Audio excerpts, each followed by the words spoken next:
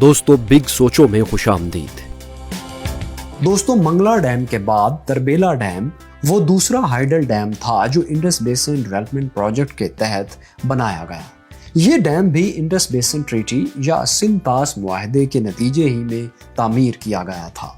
हम मंगला डैम की कहानी में आपको बता चुके हैं कि इसी मुआहदे के तहत 3 मगरबी दरिया सिंध, जेहलम और चनाब पाकिस्तान के हिस्से में आए थे, जिसके बाद अब पाकिस्तान ने अपने उन तमाम इलाकों को भी उन्हीं 3 दरियाओं से सैराब करना था जिनको कभी वो 3 मशरकी दरिया सैराब करते थे, जो अब भारत के हिस्से में चले गए थे।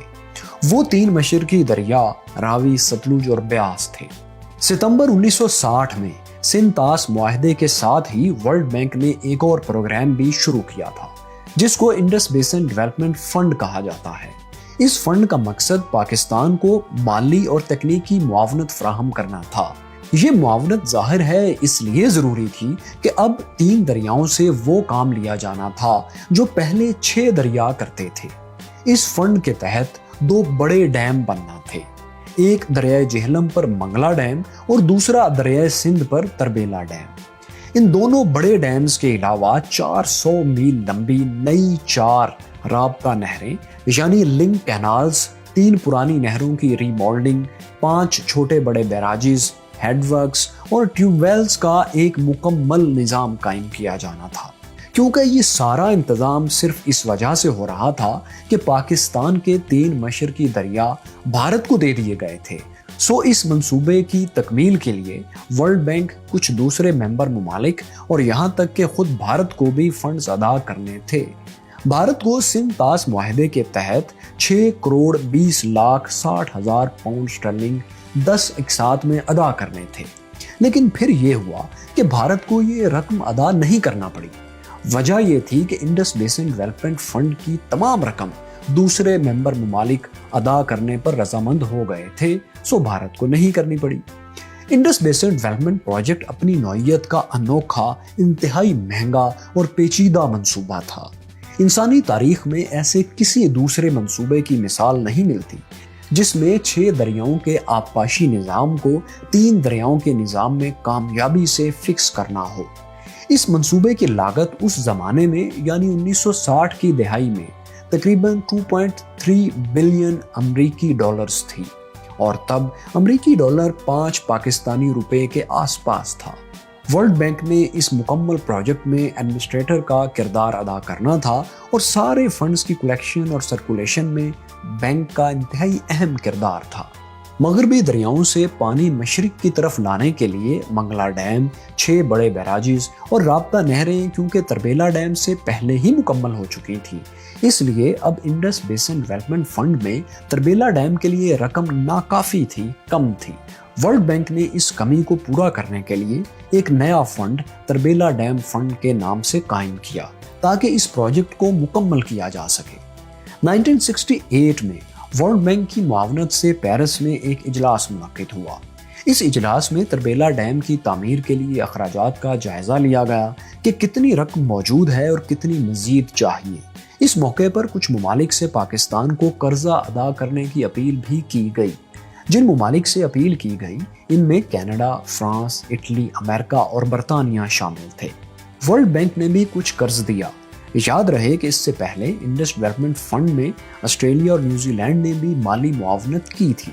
फंड्स का इंतजाम मुकम्मल हुआ तो मई 1968 में तरबेला डेवलपमेंट फंड एग्रीमेंट पर तमाम ममालिक ने दस्तखत कर दिए। 1968 में ही 62 करोड़ 30 लाख डॉलर मालियत का ये प्रोजेक्ट इंटरनेशनल कॉम्पिटिटिव बिडिंग के तहत अवार्ड कर दिया गया। ये उस वक्त तक तारीख का सिविल इंजीनियरिंग का सबसे बड़ा प्रोजेक्ट था। इसकी तामीर में सारी रकम गैर मुल्की करेंसी ही में नहीं बल्कि लोकल करेंसी में भी खर्च होना थी, जो कि पाकिस्तान को ही अदा करना थी। इस प्रोजेक्ट में डैम की तामीर में तो आलमी ताउन शामिल था, लेकिन हाइडल पावर प्रोडक्शन यानी पानी से बिजली की पैदावार का मंसूबा मुकम्मल तौर पर पाकिस्तान को अपने तौर पर ही पूरा करना था, क्योंकि इंडस बेसिन डेवलपमेंट में पावर प्रोडक्शन शामिल नहीं थी। वजह यह थी कि वर्ल्ड बैंक के जिम्मे पानी का मसला हल करना था, पावर प्रोडक्शन का नहीं, کیونکہ وہ تو اس سے پہلے کسی بھی دریا پر نہیں ہو رہی تھی۔ تو پاور جنریشن کے لیے پاکستان کو جو کچھ بنانا تھا، اس میں تربیلا ڈیم کے پاور پلانٹس، پاور جنریشن کے لیے ایک ٹنل اور ٹرانسمیشن لائنز اہم ترین پارٹس تھے۔ یہ سب خرچے مکمل طور پر پاکستان نے خود برداشت کرنا تھے۔ اگر ہم ڈیم کے لیے خریدی گئی زمین اور لوگوں کی ری سیٹلمنٹ پر آنے والے اخراجات اور پاور جنریشن کے تمام اخراجات نکال دیں تو اس پروجیکٹ پر کل 1497 ملین امریکی ڈالرز خرچ آیا تھا، جس میں سے 697 ملین ڈالرز کے برابر پاکستانی روپوں میں ادا کیا گیا، جو کہ پاکستان کے ذمہ تھا۔ ڈیم کی تعمیر کا ٹھیکہ 14 مئی 1968 کو تربیلا جوائنٹ وینچر نامی ایک کنسورشیم نے حاصل کیا تھا، جو کہ دراصل اٹالین کمپنی کا ایک سپانسرڈ گروپ تھا۔ یہ چونکہ ایک بہت ہی بڑا پروجیکٹ تھا، اس لیے Chicago bridge and iron company کو 1969 میں سب کنٹریکٹر کے طور پر ہائر کر لیا گیا۔ اس کمپنی نے ڈیم کے لیے ٹنلنگ اور سٹیل سے متعلق کچھ کام، جن میں ان کی اسپیشلائزیشن تھی، اور بعض دوسرے کام اپنے مین کنٹریکٹر ہی کی معاونت سے کرنے تھے۔ بعد میں پاکستان نے ٹنل نمبر 5، جو کہ پاکستان کا اپنا پاور جنریشن کا منصوبہ تھا، اس کے کچھ کام کا ٹھیکہ بھی اسی سب کنٹریکٹر کمپنی ہی کو دیا تھا۔ پاکستانی کمپنی نیسپاک نے بھی اس ٹنل کے ڈیزائن کے لیے کافی کام کیا تھا۔ پروجیکٹ کی تکمیل کے لیے جو مٹیریل اور مشینری وغیرہ درکار تھی، اس کے لیے دنیا بھر کی 40 مختلف کمپنیز سے سپلائی کے کانٹریکٹ الگ سے کیے گئے تھے۔ پاکستان کی طرف سے ویسے تو وابڈا اس پورے پروجیکٹ کو دیکھ رہا تھا، لیکن اس سپر میگا پروجیکٹ کے لیے ورلڈ بینک اور پاکستان دونوں نے کنسلٹنٹس بھی ہائر کر رکھے تھے۔ 4 نومبر 1968 کو صدر ایوب خان نے اس میگا پروجیکٹ کی تعمیر کا باقاعدہ افتتاح کیا اور کام کا آغاز ہو گیا۔ تربیلا ڈیم کتنا بڑا ڈیم ہے اور یہ پروجیکٹ پاکستان کا کتنا بڑا پروجیکٹ تھا، اس کا اندازہ آپ یوں لگائیں کہ تربیلا اپنی تعمیر کے وقت پانی ذخیرہ کرنے کے حساب سے دنیا کا سب سے بڑا منصوبہ تھا۔ اس کی گنجائش 11.1 ملین ایکڑ فیٹ یا 13.7 بلین کیوبک میٹر تھی۔ آج کل اس لحاظ سے سب سے بڑا ڈیم چین کا 3 گارجس ڈیم ہے۔ دوسری بات یہ کہ تربیلا اس وقت تک دنیا کے تمام امبکمنٹ ڈیم سے بڑا سپل وے رکھتا تھا۔ اس کے دونوں سپل ویز کا ٹوٹل اخراج 14,90,000 کیوسک یا 42,200 کیوبک میٹر فی سیکنڈ تھا، جبکہ دوسرے نمبر پر اس وقت پاکستان ہی کا منگلا ڈیم تھا، جس کا اخراج 11 لاکھ کیوسک تھا۔ ڈیم کی وسعت کو سمجھنے کے لیے تیسری بات یہ سمجھیں کہ ڈیم کی اونچائی کے لحاظ سے یہ آج بھی دنیا کا سب سے بڑا ڈیم ہے، کیونکہ تربیلا ڈیم کی مین وال دریا کی سطح سے 470 فٹ اونچی ہے۔ سٹرکچر والیوم کے لحاظ سے یہ اس وقت دنیا کا نہ صرف سب سے بڑا ڈیم بلکہ سب سے بڑا مین میڈ سٹرکچر بھی تھا، کیونکہ اس کی مین وال کا حجم 122 ملین کیوبک میٹر تھا۔ لیکن یہ تب کی بات تھی، اب تو سٹرکچر والیوم کے لحاظ سے اس سے بڑے بڑے ڈیمز بن چکے ہیں۔ چائنا کا 3 گارجس ڈیم اب اس لحاظ سے پہلے نمبر پر ہے۔ تربیلا ڈیم کی ٹنلز 45 فٹ کے ڈائیمیٹر اور 820 اور 730 میٹر لمبائی کے ساتھ اس وقت دنیا کی سب سے بڑی ٹنلز تھی۔ ان سرنگوں میں اس وقت 20,000 ٹن سٹیل بچھایا گیا تھا۔ اس وقت تک اتنی بڑی سرنگیں بنی تھیں اور نہ ہی اتنا سٹیل کسی ایک پروجیکٹ میں استعمال ہوا تھا۔ ڈیم کی تعمیر شروع ہونے کے ساتھ ہی ڈیم سائٹس پر ایک شہر سا بس گیا تھا۔ 16,000 ورکرز پاکستان اور دنیا بھر سے ہائر کیے گئے تھے۔ ہری پور اور سوابی کے قریب واقع قصبے تربیلا میں ڈیم سائٹ پر دنیا بھر سے ماڈرن اور دیو ہیکل مشینری پہنچنا شروع ہو گئی تھی۔ ہم ڈیم کی تعمیر کو 3 مراحل میں تقسیم کر کے آسانی سے سمجھ سکتے ہیں۔ پہلے مرحلے میں ڈیم کی دائیں سائڈ پر ایک ڈائیورژن چینل یعنی پانی کے بہاؤ کے لیے متبادل راستے کی تعمیر کی گئی۔ یہ متبادل راستہ اصل میں دریا کے بہاؤ کے قدرتی راستے پر ہی بنایا گیا تھا۔ دوسرا کام جو اس پہلے مرحلے میں کیا گیا وہ 105 فٹ اونچی دیوار کی تعمیر تھی۔ اس دیوار کے 2 کام تھے۔ پہلا یہ کہ اس نے پانی کے بہاؤ کو اس متبادل راستے کی طرف موڑنے میں مدد دینا تھی جو بنایا جا رہا تھا، اور دوسرا کام اس کا یہ تھا کہ کہ ڈیم کی سب سے بڑی اور اونچی دیوار جہاں بننا تھی اس جگہ پر پانی کے بہاؤ کو جانے سے روکا جائے۔ اس مین دیوار کا زیادہ تر کام اگلے مراحل میں مکمل ہونا تھا۔ سرنگوں کے ڈاؤن سٹریم حصے پر کچھ کام بھی اسی مرحلے میں ہوا اور ڈیم کی مین دیوار کا تھوڑا سا حصہ بھی اس مرحلے میں بنایا گیا۔ یہ پہلا مرحلہ 2.5 سال میں مکمل ہونا تھا۔ دوسرے مرحلے میں دریا پہلے مرحلے میں بنائے ہوئے متبادل راستے پر چل رہا تھا اور اس مرحلے میں اس پارٹ میں ڈیم کی دائیں سائیڈ والی 4 ٹنلز مکمل کی گئیں اور بائیں طرف کے نسبتاً چھوٹی دیواروں اور سپل ویز کا کام مکمل کیا گیا اور مین دیوار پر بھی کافی سارا کام مکمل کر لیا گیا، لیکن مین دیوار پر جہاں سے فی الحال دریا بہہ رہا تھا اسے چھوڑ دیا گیا۔ اب تیسرا مرحلہ سمجھیے۔ تیسرے مرحلے میں دریا دوسرے مرحلے میں مکمل ہونے والی ٹنلز میں سے بہہ رہا تھا اور پہلے مرحلے میں بننے والی معاون دیواروں کے گیٹ بند کر دیے گئے تھے اور ڈائیورژن چینل کے چھوڑے ہوئے حصے پر بھی ڈیم کی مین دیوار مکمل کر دی گئی تھی۔ دائیں اور بائیں دونوں سائیڈز پر مزید کام جو باقی تھے مکمل کر دیے گئے تھے۔ سپل ویز بھی مکمل طور پر تیار ہو گئیں۔ مین دیوار پر بھی کام مکمل کر دیا گیا۔ پلان کے مطابق اس تیسرے مرحلے کے اختتام پر اکتوبر 1974 میں پانی کا ذخیرہ اس حد تک پہنچ جانا تھا کہ ٹنل 3 اور 4 کے دہانوں اور کسی ایک سپل وے سے بہنے لگے، لیکن مین دیوار کی بنیادیں اٹھاتے وقت انجینئرز نے مشاہدہ کر لیا کہ وہ سطح ایسی نہیں جہاں ایک دیوار مضبوطی سے جم سکے، لہٰذا احتیاط بہت ضروری تھی۔ اس لیے ڈیم کو آہستہ آہستہ اور مسلسل مشاہدے کے ساتھ ساتھ بھرنا شروع کیا گیا، لیکن یہ تیسرا اور آخری مرحلہ کامیابی سے مکمل نہ ہو سکا۔ 1974 میں جب ڈیم کو پہلی بار پانی سے بھرنا شروع کیا گیا تو کیا مسائل درپیش آئے؟ نمبر 1، ٹنل نمبر 3 کے آؤٹ پٹ چیمبر کو نقصان پہنچا، جس کی وجہ ویلڈنگ کا نقص تھا۔ اس مسئلے کو کنکریٹ بھر کر اور لائننگ پلیٹس کو مزید مضبوط کر کے حل کر لیا گیا تھا۔ دوسرا مسئلہ یہ درپیش آیا کہ ٹنل 1 اور 2 دونوں متاثر ہوئی۔ خاص طور پر ٹنل 2 کا تو کچھ حصہ مکمل طور پر تباہ ہو گیا۔ یہ نقصان ان سرنگوں کی انٹیک گیٹس یعنی جہاں سے پانی اندر داخل ہوتا تھا، ان گیٹس کے کھولنے اور بند کرنے کے نظام میں خرابی کی وجہ سے ہوا، لیکن دن رات ایک کر کے انجینئرز نے اس کو 1975 کے موسم گرما آنے سے پہلے مرمت کر دیا تاکہ ڈیم پانی سٹور کر سکے۔ تیسرا مسئلہ درپیش جو آیا وہ یہ تھا کہ جب ٹنلز کو نقصان پہنچنے کی وجہ سے ڈیم مکمل طور پر خالی کر لیا گیا تو خالی ہونے پر ڈیم کی مین دیوار میں چھوٹے بڑے گڑھے نمودار ہو گئے۔ یہ گڑھے سینکڑوں کی تعداد میں تھے۔ اس مسئلے کی وجہ انجینئرز کے مطابق اس میٹیریل کی موومنٹ تھی جو ڈیم کی بیرونی دیوار کے اوپر والی تہہ بچھانے کے لیے استعمال کیا گیا تھا، یعنی وہ اپنی جگہ صحیح طرح بیٹھا ہی نہیں تھا، بعض جگہوں سے سرک گیا تھا۔ تحقیق کے بعد پتا چلا کہ ڈیم کی دیوار کی کور اور بنیاد مضبوطی سے قائم ہے اور یہ نقصان صرف بیرونی تہہ ہی کو پہنچا ہے۔ ان گڑھوں کو بھی 1975 کے موسم گرما سے پہلے ہنگامی بنیادوں پر بھر دیا گیا اور اس کام کے لیے کشتیوں اور پیشہ ور غوطہ خور کمپنیز کی مدد بھی لی گئی۔ یہ سب نقصانات تو ڈیم کو پہلی دفعہ بھرنے کے بعد 1974 میں ہی ہوئے تھے، لیکن 1975 کے اگست کے مہینے میں ٹنل نمبر 3 کا فرش اور سٹیلنگ بیسن یعنی وہ ہموار سطح جس پر پانی ٹنل سے اخراج کے بعد بہتا ہوا جاتا ہے اس کو بھی نقصان پہنچا۔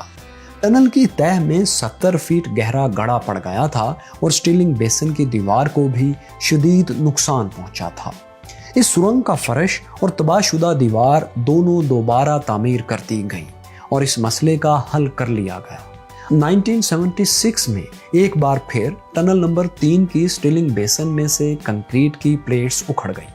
ایک بار پھر ان کو مرمت کیا گیا، لیکن اب واپڈا جو کہ پاکستان کی طرف سے اس پروجیکٹ کی اتھارٹی تھی، اس نے سٹیلنگ بیسن کے ڈیزائن پر خدشات کا اظہار کر دیا اور ٹنل نمبر 4 کے بیسن میں بھی کسی ممکنہ نقصان کے پیش نظر تبدیلی کر دی۔ یہ تبدیلی 1981 اپریل سے 1983 جون تک کی گئی۔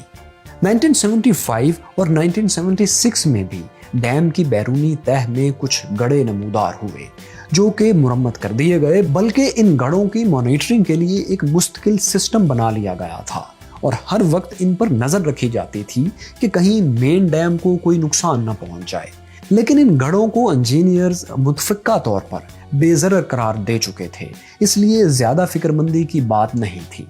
ये तमाम मसाइल और दूसरे कई चैलेंजेस भी इस मेगा प्रोजेक्ट में पेश आते रहे और इनको हल भी किया जाता रहा। लेकिन इन तमाम नुकसानात की वजह से डैम की लागत में $500 मिलियन तो सिर्फ मुरम्मत की लागत में लग गए और डैम को देर से मुकम्मल वर्किंग हालत में आने की वजह से मुआशी तौर पर जो नुकसान हुआ वो अलग है। तरबेला का ये मुरम्मत वाला सिलसिला कमोबेश 10 साल तक चला और कंट्रैक्टर्स ने 1984 में ये प्रोजेक्ट मुकम्मल तौर पर वापडा के हैंड ओवर किया। लेकिन तरबेला के सम्राट 1976 और 77 ही से आना शुरू हो गए थे, क्योंकि मुरम्मत के दौरान भी ये डैम बिजली और पानी दोनों मुहैया कर रहा था। डैम को नुकसान पहुंचने की वजह से इंश्योरेंस कंपनी से भी डिस्प्यूट हो गया था, क्योंकि कंपनी क्लेम अदा नहीं कर रही थी। लेकिन चूंकि डैम की मुरम्मत हंगामी तौर पर करने की ज़रूरत थी और फंड्स की भी कमी थी, इसलिए कंट्रैक्टर्स और पाकिस्तान ने $100 मिलियन के पूरे क्लेम के बजाय इंश्योरेंस डिस्प्यूट सेटलमेंट के नतीजे में सिर्फ $16 मिलियन पर इत्तेफाक किया, $16 मिलियन। इस बड़े क्लेम के अलावा छोटे मोटे और क्लेम भी अदा किए गए थे। अब समझते हैं पावर जनरेशन को। तरबेला के इब्तदाई डिजाइन के मुताबिक इसने कुल 2100 मेगावाट बिजली पैदा करना थी, यानी टनल नंबर 1, 2 और 3 में से हर एक पर 175 मेगावाट की 4 टर्बाइन्स मरहलावार नस्ब होना थी। लेकिन 1992 और 93 में तीसरी टनल पर 175 के बजाय 432 मेगावाट की 4 टर्बाइन्स लगाई गई, जिससे इस डैम की बिजली की पैदावार 3478 मेगावाट हो गई है। लेकिन मार्च 2018 में इस डैम पर पावर जनरेशन का एक और तोसी मंसूबा 26 अरब रुपए की लागत से मुकम्मल किया गया है, जिसके तहत चौथी टनल पर, जो कि इब्तदाई तौर पर पावर जनरेशन ही के लिए बनाई गई थी, 470 मेगावाट की 3 टर्बाइन्स नस्ब की गई हैं, यानी कुल 1410 मेगावाट। इस हालिया इजाफे के बाद इस डैम की हाइडल बिजली की कुल पैदावार 4888 मेगावाट हो गई है। तरबेला की 5वीं टनल पर भी 470 मेगावाट के 3 मजीद टर्बाइन से मजीद 1410 मेगावाट बिजली की पैदावार का मंसूबा बन चुका है और इस पर काम भी जल्द ही शुरू होने की तवक्को है। यानी हम कह सकते हैं कि मुस्तकबिल करीब में इस डैम की बिजली की पैदावार 6298 मेगावाट हो जाएगी। ये डैम पाकिस्तान की मईशत की रीढ़ की हड्डी है और सोने की कान है, कुदरत का इनाम है, और इसके बगैर आज पाकिस्तान मुआशी तौर पर कहाँ खड़ा होता, इसका तसव्वुर भी नहीं किया जा सकता। हम वो चंद फवायद जो इस डैम की वजह से पाकिस्तान को हासिल हो रहे हैं वो आपको बताते हैं। पहला बेनिफिट है, फायदा है एग्रीकल्चर। ज़राअत को अनगिनत फवायद आबपाशी की मद में इसी डैम से हासिल हुए। ज़ेरे ज़मीन पानी की सतह में भी इजाफा हुआ और ट्यूबवेल्स के जरिए आबपाशी भी आसान हो गई। लाखों एकड़ इजाफी रकबा न सिर्फ सैराब होना शुरू हो गया, बल्कि जो रकबा पहले से ज़ेरे काश्त था उसकी फी एकड़ पैदावार में भी खातिरख्वाह इजाफा हुआ। अपनी पानी ज़ख़ीरा करने की कुल सलाहियत 11.1 मिलियन एकड़ फीट का 2/3 तो ये डैम मशरकी दरियाओं से सैराब होने वाले इलाकों को सैराब होने में इस्तेमाल करता है और बाकी से दरिया सिंध से निकलने वाली नहरों में पानी के बहाव में इजाफा होता है। तरबेला और मंगला दोनों डैम्स ने ख़ास तौर पर रबी यानी सर्दियों की फसल के लिए पानी को मुहैया करके पाकिस्तान की ज़राअत में इंतहाई अहम किरदार अदा किया है, क्योंकि डैम बनने से पहले दरियाओं में पानी के बहाव की कमी की वजह से सर्दी की फसल के लिए पानी ना होने के बराबर होता था। दूसरा फायदा है सस्ती बिजली की पैदावार। पाकिस्तान की कुल बिजली की डिमांड तकरीबन 25,000 मेगावाट होती है और ट्रांसमिशन लाइंस की कैपेसिटी 22,000 मेगावाट है। इसमें से तकरीबन 20% बिजली तरबेला से पाकिस्तान के बिजली के निज़ाम में शामिल हो रही है, यानी पाकिस्तान की बिजली की कुल डिमांड का 5वां हिस्सा, और वो भी इंतहाई सस्ते दामों, क्योंकि ये पानी के बहाव से पैदा हो रही है, ना कि ऑयल या गैस से।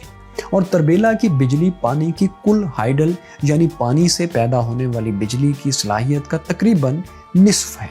मजे की बात यह है कि इस डैम के बनाते वक्त बिजली की पैदावार पर ज्यादा ध्यान नहीं था और ना ही इसकी तवक्को थी, लेकिन अपनी तकमील की पहली दहाई के बाद इसके फवायद का 75% बिजली ही की मद में था और 25% ज़राअत की मद में।